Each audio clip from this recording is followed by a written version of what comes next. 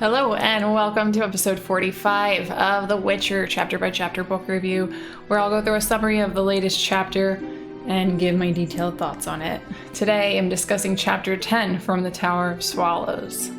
Alright, I have a lot to go over with this chapter. It's a really important one and it's a great one, so I'm gonna go right into it. And I'm gonna start with the recap like I normally do, and the recap is not going to cover exactly what happened in the last episode. I'm going to go over the characters that we mostly follow in this chapter and where we left off with them. So I'm not going to go over every single character because there are a lot of characters in this chapter. So I'm just going to go over, two. And the one of them you'll see in a second, but the one of them I'm going to go over twice because we saw them in two different time periods. Like we left off with them in two different time periods. You'll get it in a second. So it's going to be Joanna or Kenna Selborn. There's a lot of characters that I really don't know what I should be calling them because they go by more than one name. And this is one of them. Like, should I call her Joanna or Kenna? But I don't know. I think Joanna is her official name, and when she's part of this Hansa, they call her Kenna. So I'm just going to call her by the official name, and you're going to know who I'm talking about either way, so it's fine. But that's who I'm talking about. If you maybe think of her as Kenna, I'm talking about her when I say Joanna. And then I'm also going to give you a recap on Ciri from when we last saw her with Visigoda, so more recent in as far as like the timeline goes. And then I'm going to give you a recap on Ciri when we last saw her, where she left off on her story, when she was with Boneheart. So I hope that clears up the confusion I unnecessarily created at the top here. But all right, here's the recap. We last saw the psionic Joanna back in chapter 4, the chapter where we met her while she was being interrogated in a Nilfgaardian trial. They were questioning her about her run-in with Ciri and the Hansa she was recruited to be a part of by Stefan Skellen, or Taniel, to track Boneheart and Ciri. Last time we saw Ciri, she and Visigoda discussed the Tower of the Swallow and how it contains a portal that is supposed to come from the Tower of the Gull on Thaned, but should only be able to present itself to a chosen few. And we left off in Ciri's story about how she ended up in the Parapet Marshes, and when she was still with Boneheart, she was forced to fight men to the death in an arena, which almost ended in her suicide. Okay, so now that we know where we left off with those characters, I think we're good to go into the summary. Like I said, there's a lot of characters that are very important in this chapter. I didn't give you the recap on them. I don't think that it's as necessary. So if you do feel like you wanted to recap, I apologize, but I think you'll have a good understanding of where we're at here. And this goes for anybody that, hasn't read the books in a while or maybe hasn't read them at all. So if you recently read them, then I'm sure you don't even need the recap. All right, here we go with the summary of chapter 10. Joanna Selborn is recounting from her prison cell the events that took place among Stefan Skellen's Hansa on their search for Ciri and Boneheart. After they arrived in Claremont, they learned Boneheart had already taken Ciri and left the town, but not before beating her badly. They continued to track him until Joanna discovered using her psionic abilities that someone was following and spying on them, using magic to make themselves invisible. In a town called Unicorn, she advised Skellen that they give the spy the pancake method, where after sensing the spy's approximate location, they covered him in milk and flour and hit him over the head with a frying pan. Since the method was successful, the spy was revealed to be Rience. Rience, of course, had been spying on Vilgefortz's orders. No surprise there. Right before Skellen is to have Rience tortured for information, Boneheart shows up in the town with Ciri. Ciri is tied to a post in the courtyard while Skellen, Boneheart, and Rience talk inside. They discuss Ciri, and Boneheart explains that he didn't kill her like Stefan paid him to because he learned who she is and realized he could make more money from her alive. While talking about Ciri, a voice comes through a device around Rience's neck. It turns out Vilgefortz has been listening to the conversation by a magic device called a xenogloss. He joins the conversation and makes agreements with Boneheart and Skellen so that he can get Ciri, since he claims to only want her uterus. As they're working out deals, Joanna Selborne, while guarding Ciri outside, decides to use her powers to look into Ciri's mind and learn who she is. But Ciri manages to force her out and somehow is given the ability to do magic again in this process. She uses this newly acquired magic to remotely harm some of Skellen's other soldiers, except for one, Neratin Seka, who happens to be an agent for Vatier de Rideau and helps free Ciri. She starts to take off on Kelpie, but before she gets far, one of Skellen's soldiers sounds the alarm, and Boneheart, Rience, and Skellen come out into the courtyard and try to stop her escape. Skellen manages to delay her a bit when he throws an Orient at her and hits her in the face, and now we know how Ciri got her scar. Luckily, this doesn't stop her, and she manages to flee. Later, when a local peasant tells Vicegoda about some of Skellen's men holed up in a nearby village called Dundare, Ciri decides to leave her hideout, search for the Tower of the Swallow, but not before she goes after the men. She arrives at the inn they've been staying in and kills them. Sadly, the chapter ends with Vicegoda collapsing on the floor, unable to get back up, and praying to the gods he never believed in to protect the Witcher girl. So, rip Vicegoda. I often get confused in chapters like these where the timeline and the character perspective keeps switching back and forth like it does in this one, but I actually really enjoyed getting to see Selborne and Ciri's different perspectives on the same event. I like how it was done, and it can, I guess, be a little bit confusing. It's not as confusing as some of the chapters that do this, but I think that it was pretty well written, and I think it made the chapter more entertaining overall. Well, the chapter starts out, we're going to take it from the top, like usual. The chapter starts out while Joanna is in prison, and it's a year in the future from the events that took place in Unicorn. So I don't know how important these details are to the story, but she's imprisoned with a man and these two sisters, and the man tries to force himself on Joanna one night, obviously unaware that she's a psionic, and she quickly puts an end to it. And she forces him to bang his head against the floor, which rouses the guards who interfere. Then he inadvertently butts one of them, and as a result of that, receives 5 lashes. And then these sisters that she's imprisoned with, they sound like they're just as bad as him. They're actually threatening to force themselves on him, not even as revenge for Joanna. I think that's just how they are. There's actually a moment where Joanna thinks to herself that she was certain that they were joking, well, almost certain. So Joanna doesn't seem to be a bad person. We kind of learn in this chapter that she got caught up with bad people, like kind of a wrong place at the wrong time situation. She didn't seem to know at first that Taniel was committing treason and that she was complicit. She eventually figured it out, and I don't know if it was too late that she'd already be liable for any of her participation, or if she was driven by ambition, because there's a few times that she got excited that she might become an officer. So you kind of feel bad for her that she's on trial, will possibly be executed, and she's in prison with this group of hooligans. So while in her cell, she starts to ponder over what happened with Ciri, and a lot of what we learn is in flashbacks from Joanna's point of view. And it does also switch to Ciri's point of view, especially when we're brought to the present day, when she's with Vicegoda, of course. But a big chunk of the chapter is presented from Joanna's flashback. Her memories start out from when her Hansa visited Huvenigel.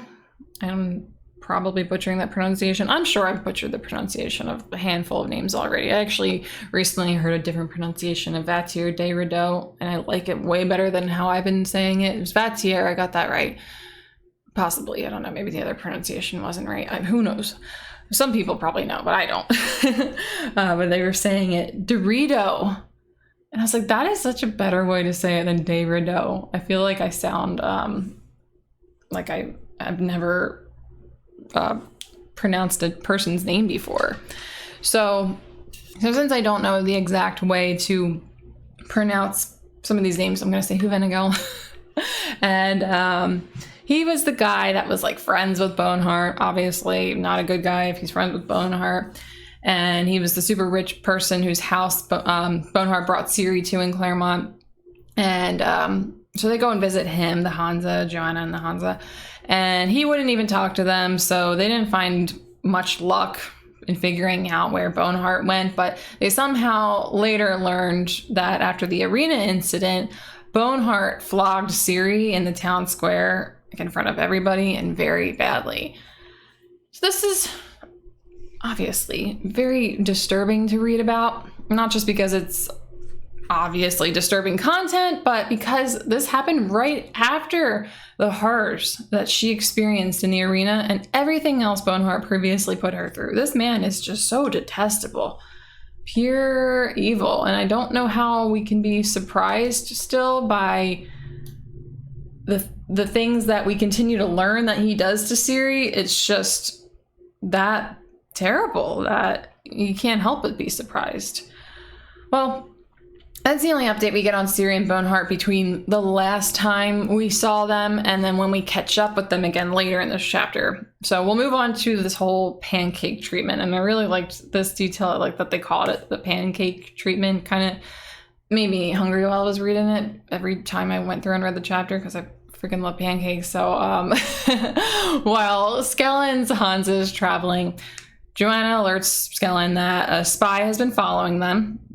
And during this conversation, the two have to put on an act as if she's requesting something from him, and he's angrily refusing her request just in case the spy is nearby and listening, since she can't always detect the spy. So Joanna actually notes that Skellen would make a good actor, as he plays this part really well, way better than she does. I thought that was kind of interesting. She advises what they do to deal with this is they stop at the next village or town that they pass so they can complete the pancake treatment. So they stop in Unicorn, and Skellen acts like he's about to go over very important orders directly from the Emperor with the whole group, and Joanna is able to sense the spy nearby and then signals everyone to do their part, which included coating the spy in milk, flour, hitting him over the head with a frying pan, although I don't know what the frying pan, which is, something used to cook pancakes, is always used in this practice, but that's what they did. They were quite successful, as this allowed them to make out exactly where he was, and then they removed the invisibility hat from him and learned the spy was Bryant, who Skellen, of course, was already familiar with and therefore immediately recognized. We know from Chapter 3 that Rience was inquiring about Skellen's location from Vatier Dorito. I feel like I'm like a phony if I mix it up now. Like, I gotta stay true to how I've been mispronouncing it. Maybe I'll just call him Vatier. So he was actually willing to trade Vatier Cahir's head for that information on where Skellen was. So as we already know, that didn't work out because of the whole Shirou Nightingale thing. They were not able to get Cahir. They were not able to kill him. But I actually forgot about that detail from Chapter 3. And I wasn't even thinking the whole time that they knew there was a spy, that it was Bryant's. Like, before it was revealed that it was him, I didn't even imagine that that's who it could have been. And until after it was revealed, then I had like a hindsight moment. But yeah, I was actually like, I was thinking, like, who could this possibly be? Because the moment where Ryan's he does like a teleprojection thing where he meets Vatier in Nilfgaard, completely forgot about that. And this is what reminded me, of course. Also, we last heard about Vatier in Chapter 8 when Carthea, it's another person that goes by more than one name, Cantarella Carthea, we'll call her Carthea. She was delivering her spy report to Asire, and she said that Vatier was recently reprimanded by Emir for not knowing where Skellen is. So he's lost track of Skellen, and he's probably not getting Cahir's head like he thought he was going to, unless things change and Vilgefortz sends someone else after him again. Hopefully not. But his luck is really down as far as his profession goes. That might come up again later, might not. I just want to make sure that we get that established. So back to the story. Skellen's Hansa tie Rience to the table, and they're about to start torturing him by placing burning irons on his feet, which sounds absolutely awful. I don't feel bad, though, because it's Rience. But even though he's already telling them what he was sent there to do, who he was sent there by, and he says he's sent by Vilgefortz to try and get Boneheart before, or to get to Boneheart before Skellen and his little troop do. But right before they start torturing him, Boneheart shows up with Ciri, so they pause that for a moment. Skellen goes out to greet Boneheart, not warmly, since he hired Boneheart to kill Ciri, and he obviously hasn't done that. And they decide they're going to go inside and talk. And at first, Boneheart brings Ciri with him inside, and Rience notices her and approaches her. Someone must have untied him from the table.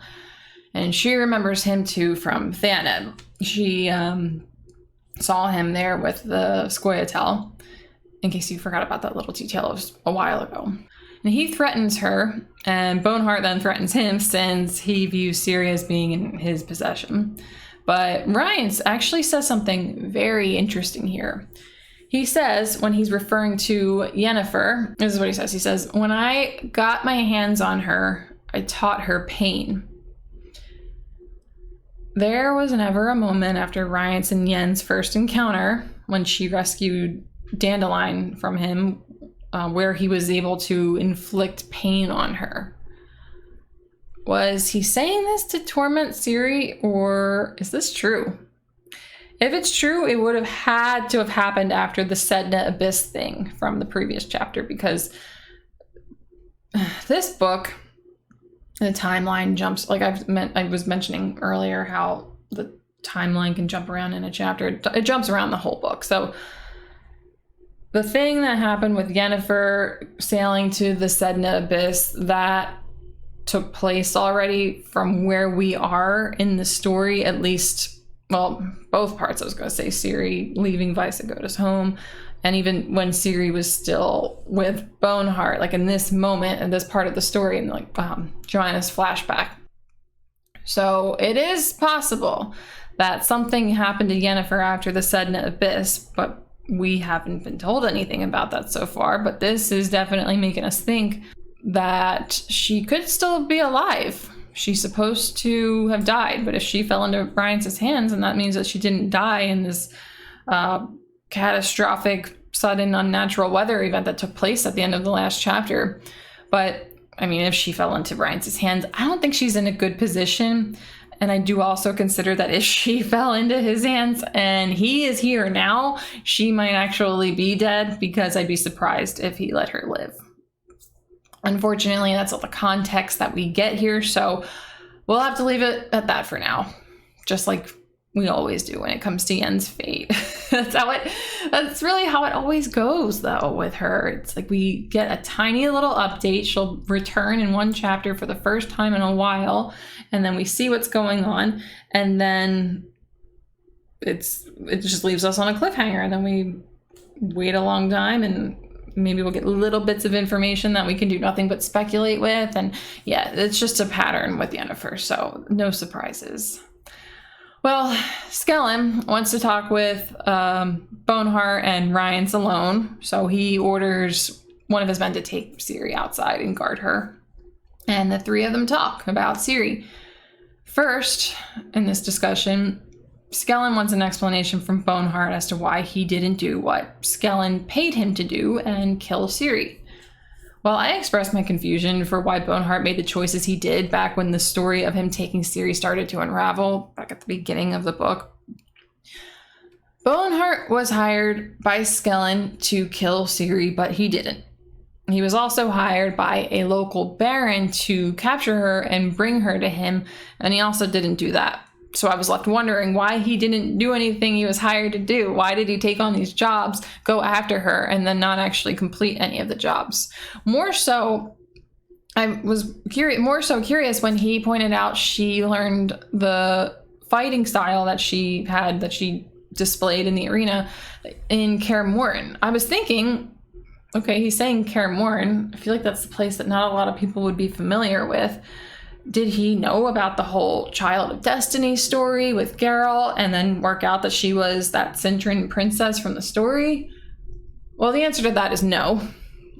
Basically, as he explains to Skellen, he simply figured out that if multiple people, especially someone as important as the Imperial Coroner, are after her, she must be pretty important. Plus, he heard from when she robbed the Baron's daughter, and we were actually present for this scene in the last book. Ciri told the Baron's daughter that she was beneath her. She said something along the lines of like, you might as well be bowing down to me, because she was beneath her. So that, and Boneheart got wind of that, that tipped him off that she must be pretty high ranking. Of course, this all made me curious as to why he'd make her fight in an arena and risk her dying if she was worth so much, but this actually gets answered almost as soon as the question comes up, and Boneheart said that if she got killed in the arena, then she wouldn't have been worth that much. So, answers, yes. But he did find out for sure that she was a Cintran princess. At one point, this is how, at one point, he had a barber surgeon get set up to start extracting her teeth, unless she told him, and so she did. And I guess they didn't extract her teeth.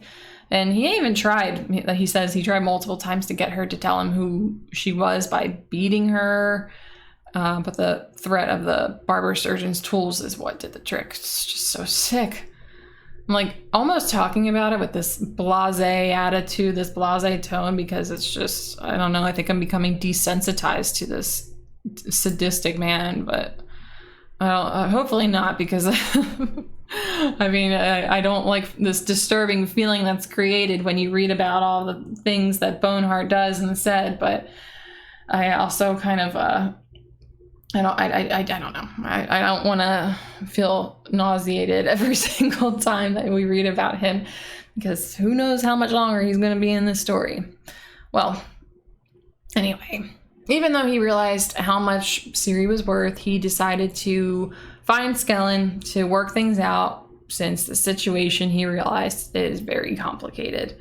And I don't know, I just wanted to go through this whole thing thoroughly. This might have been super obvious to some readers. It wasn't to me, but just in case it also wasn't that obvious to you, I just wanted to make sure that that understanding of this whole thing was established before moving on, because yeah, it had me very curious since chapter 4.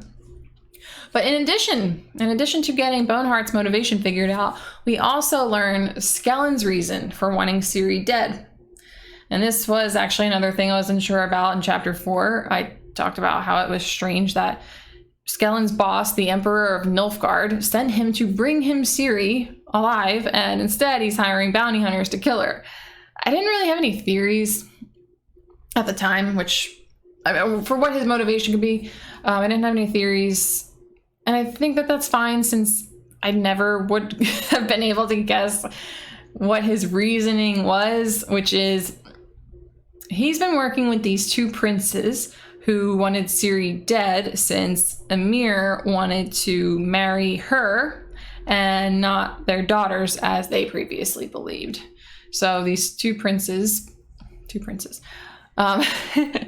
they wanted their daughters. Well, I mean, obviously they both couldn't have their daughters married to the Emperor, but I think that they were both hoping that that would happen. And then that idea, or that hope, was completely done away with when he wanted to marry somebody else. So if Ciri ended up dead, there was another chance he'd marry one of their daughters, and then they could rise up to a much higher rank and change the system of government, which Skellen is in favor of very much. He says that they can change it to the system of government to a constitutional monarchy and eventually a democracy, which no one present takes seriously. They all laugh right in his face.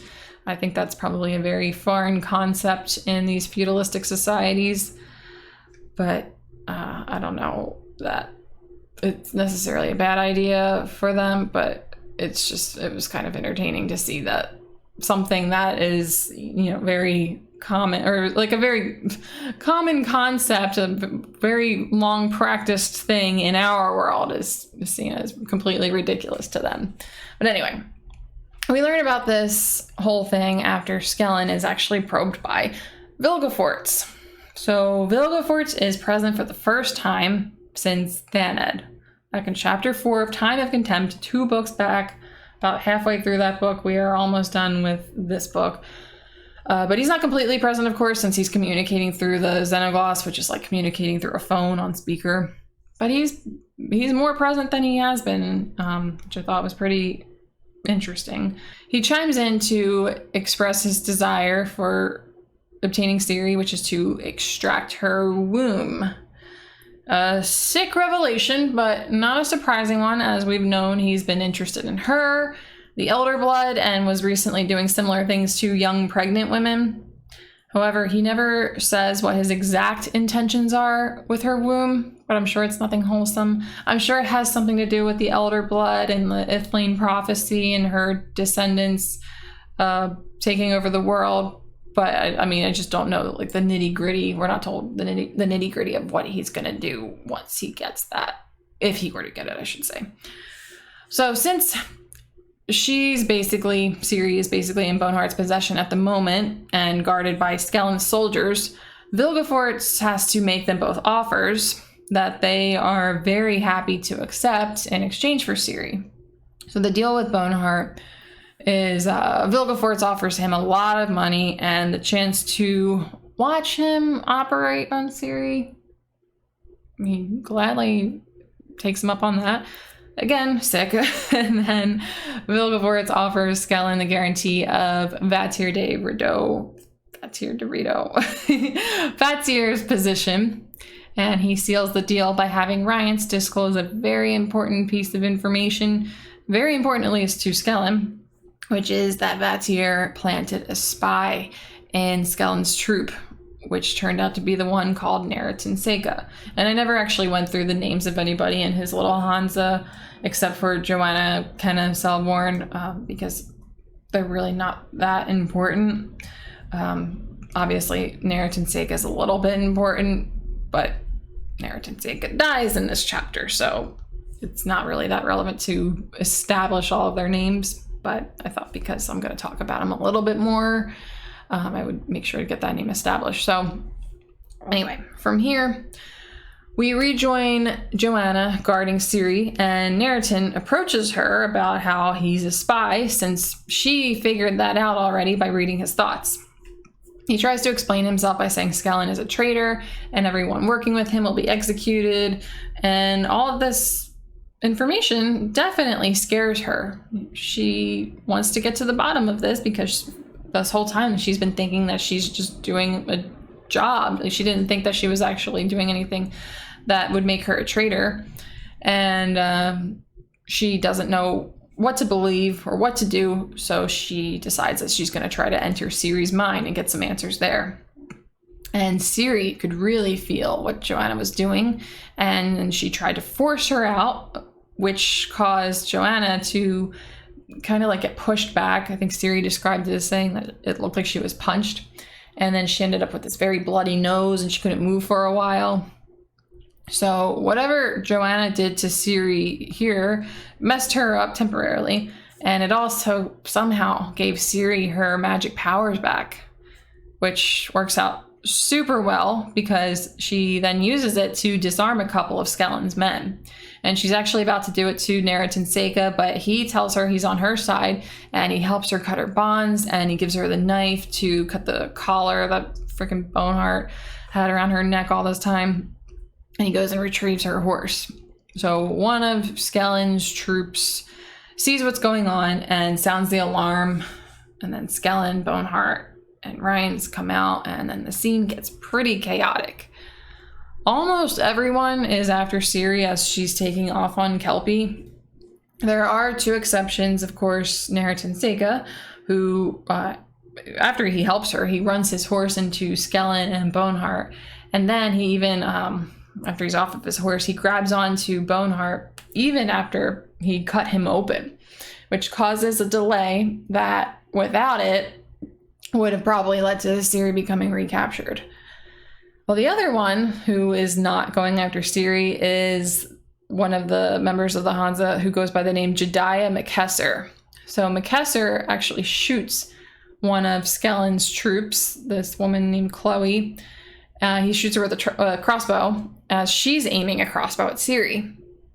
And we actually learn in chapter 8, again from Asire, that Jediah Makesser was an agent that she planted in Skellen's Hansa. So Skellen actually had 2 spies he didn't know about. I don't know that it would be that easy to detect spies, like, or double agents in your group, but if there is a way to do that, he was not practicing it. I don't know if he was being too trustworthy or what, but he was fooled pretty bad. But this guy Makesser, in addition to Nerint and Seka, gets killed. Skellen violently kills Makesser right after he proves that he's not on Skellen's side. I'm not going to go over the details of how he kills him if you want to be reminded of that. And I just would read the book. I'm not going to go through it. It was really disturbing. I know I said I like this chapter, and then I'm also talking about how a lot of the stuff is disturbing. You can still like something that's disturbing. I mean, people love horror stuff. I just want to make sure I don't sound like I'm contradicting myself. I do like this chapter a lot, but yeah, there are definitely some parts that are hard to read. Well, before Ciri gets away completely, Skellen throws an Orien at her, which is basically like a throwing star, and it hits her in the face. And now we have our answer on how Tawniel disfigured her. Like she said, I think it was in chapter 1, actually. It's chapter 1 or chapter 2. I think it was chapter 1. Either way, beginning of the book. We've known about this for a while. And we've got our answer, which is great. Luckily, he didn't hit her bad enough to kill her, clearly. But it did mess her up pretty bad. She now has this nasty scar that is so bad that she's frequently referred to as disfigured. And that's like the third-party narrative calling her that, too. Like, that's not just like somebody looking at her and be like, oh, look at that disfigured girl. Like, I guess she would be objectively disfigured. So he did get her good, which sucks, but it's great that he didn't kill her, of course. And she gets away. She jumps over a gate on Kelpie, a gate that is so high no horse should be able to clear. And then they pursue her, but they lose her tracks. And as we know, they're unable to locate her in the place that she ends up in, which is the Paraplot Marshes at Visagoda's home. You know, I kept thinking how much worse things would have gone for Ciri if she did not manage to get away. It made this whole scene so much more suspenseful since the stakes were so high. Not only evading what Vilgefortz wanted to do with her, but how Boneheart would have treated her. He was terrible to her when she didn't even do anything to him. Imagine how he would have reacted if she tried to escape and then failed. I don't want to imagine it, actually, but you know, even though we knew beforehand that she escaped them because she ended up at Visagoda's and she's been telling this story from the future, it's so well written that I still felt the suspense. It was definitely very intense reading this whole scene. Really hoping that she was going to make it out, even though we knew she did. And I guess we also could have maybe thought that she did not make it and then escaped at a different time and then had to suffer Boneheart's punishment for trying to get away, and we would have had to have just read about more horrible things. But yeah, I mean, we pretty much knew that she was going to get away. But yeah, I was feeling it big time. I think the chapter is just so well written. I really loved it. Okay. There's a couple more parts of the chapter that I want to talk about before we get to the end. So the next thing is the interaction between Ciri and Visagoda. And this is the last time that we're seeing the old hermit. Not a spoiler, as I said in the summer, he dies at the end of the chapter after she already parted ways with him, which was probably going to be for good anyway. When we first see them in the chapter together, Visagoda is getting back to the cottage after selling stuff to a peasant, and he sees Ciri packing. She says she's been having dreams of things that she's unsure have happened or are yet to happen, and that at first she felt aggrieved that Yen and Geralt never came to help her, but now she thinks they're the ones who need help. So the dreams are still happening, and she must have seen Yen in trouble, and possibly even Geralt before he met the Druids, I guess, or perhaps even after he's gotten into more trouble, like since the Druids. We wouldn't know though, because we haven't seen him since then. And like she said, she doesn't know if these things have yet to happen or are currently happening or happened in the past, but she's pretty sure that they're real. So she wants to travel to the Tower of the Swallow and hopefully teleport from there to Thaned and rescue Yen or Geralt or both of them. And Vaisagota tries to dissuade her from leaving because the peasant that he had just met shared news about some of Skellen's men holed up in a nearby village called Dundare. When he shares this news with Ciri, she wants to head out and kill them for revenge. And Vaisagota tries very hard to convince her not to seek revenge. They even have this whole very long philosophical conversation about revenge and evil and destroying evil, but he does not manage to dissuade her and instead tells her how she can get to Dundare and then how she can get to the area where the Tower of the Swallow is said to be after she finishes her business in Dundare. Well, the last piece of the chapter we're going to discuss before wrap up is Ciri's visit to Dundare. We're first exposed to the tavern in this town a little bit before she arrives and witness Skellen's 4 men hanging out there. They are definitely pretty bad people, so their fate at the end of the chapter doesn't leave the reader feeling sad for them. I would hope. An old beggar enters the tavern and he's talking a lot about how it's Samhain, which is the last day of the year on the Elven calendar and supposed to be a very spooky day. And he almost kind of foretells Ciri's arrival, not deliberately, but he talks about a witch who brings death and rides a cat turned into a black mare. So right after he's talking about this, Ciri shows up and fights and kills all 4 of them. She even cuts one's hand off and it lands on the table. And I think we got our answer on whose hand Geralt saw in the vision in the cave with Avallac'h. Which is interesting, because if you recall in chapter 7, some beef I had was that Geralt was expecting to get answers on Ciri and expecting to be shown her by Avallac'h and then never got to see her before leaving to save his friends and never got any updates on her. Well, he still didn't get to see her, but he did at the very least see a room while she was in it. Not what he would hope for, of course, but the vision, I guess, wasn't a total flop, I think is what I'm getting at. But I'm sure he didn't know if Ciri was there, so I don't think this is good news. Just a little update on something that I was not happy about. And when I say not happy, I'm not criticizing the writing. It was just disappointing that Geralt didn't get to see Ciri like he thought he was going to, and then it seemed like that wasn't something that was going to happen, or he wasn't going to be given that opportunity again in the future. And I could be wrong about that, because that was where we last left off with Geralt, was right after that happened. All right, closing thoughts. Great chapter. Lots of suspense, lots of revelations, which you probably know by now that I love, since the mysteries in the story seem to increase more than they get resolved. Very happy to finally find out how Ciri escaped Boneheart and how she got that scar from Tawniel. I know I mentioned it a few times, but we've been waiting on these answers throughout the whole book. And I guess that's not too bad, considering some questions, some mysteries are brought to our attention in previous books and then not answered until like a book or 2 or 3 later. So it's not that bad. But this is a longer book.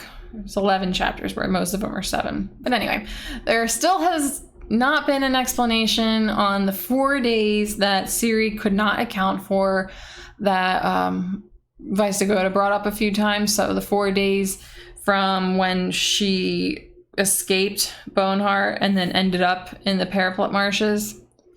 So no explanation on that, and no explanation on how she ended up by his home. But I mean, she's not aware of how these things happened, obviously, so perhaps it will be left a mystery or explained in a future chapter. We'll have to see. And speaking of having to wait and see, looking ahead, I love this part. I love this new section. I love talking about what I am looking forward to finding out or looking forward to seeing, or seeing some certain developments from characters or whatever. It's just nice. And we're wrapping up the episode with this section too, so it just feels like a win once I get here, I guess. Well, looking ahead to future chapters, Ciri has now taken action. She's finally left Visegoda's and won't be returning. She's going to look for the Tower of the Swallow and try to teleport to Thaned and possibly set out to find Geralt and Yennefer. As we know, they're not near Thaned, but maybe Margarita will be there and can help her locate them and help her portal there. Although I don't even know if she can portal to Thaned since the Tower of Gulls exploded. She probably doesn't even know that, actually. But I don't know, maybe the portal is still active there. It's interesting. I don't know, I'm just trying to stay positive about this stuff so that if she does make it to the Tower of Swallows, something good comes out of it, because she could use some good luck for once in a very long time. Well, also, don't forget that Boneheart, Skellen, and Rhines are certainly not going to give up their search for her. We've even heard that they're actively still hunting her, so we know for a fact they're not going to give up. Well, on her way to the tower, she could be in danger of running into them or anyone working for them. Hopefully she just gets there. She's got her magic capabilities returned to her, so if she does run into anybody, I'm hoping that will be at her advantage. Plus she's super proficient with a sword. But yeah, I just want her to get there and not run into anybody at all. And hopefully the tower and the portal appears for her, because there's a possibility that it won't. But I think if it'll appear for anyone, I'm sure Ciri is the person that would happen for. Although I don't know that it's going to portal to a place that she's trying to be. We'll have to wait and see. Okay, that's all I have. So just to let you know, in case you didn't, these episodes are available on YouTube, Spotify, and Apple Podcast. Thank you so much for joining, and I will catch you in the next episode where we're covering the final chapter of the Tower of Swallows. Bye.